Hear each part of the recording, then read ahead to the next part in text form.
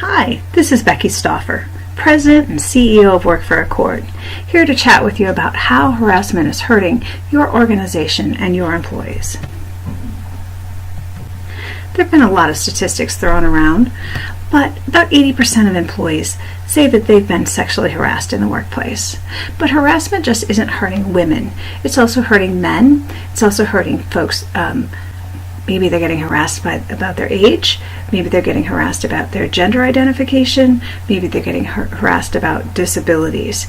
And all of those things are protected classes, and employers really need to be able to step in to address those type of issues. But oftentimes our folks don't believe that we'll be able to address them. And so 87 to 94% of our employees who are harassed in the workplace are not reporting. So ensuring that folks know that there's a reporting procedure, ensuring there's good workplace reporting protocol, training supervisors, all of that goes into making sure that people feel like they can come forward.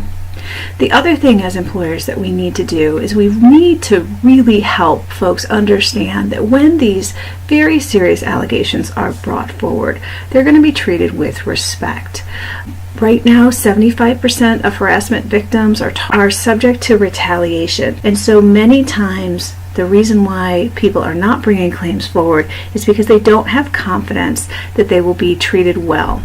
Now, before Me Too, the EEOC was recovering $165 million a year. With Me Too, we know those numbers are going to explode.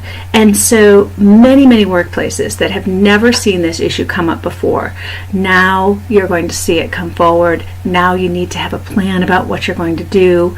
If you haven't done training with your employees, now is the time to do that. And you really want to get ahead of allegations before they happen. So at Work4Accord, we offer mediation services. So what's your plan if harassment or if some type of workplace conflict erupts?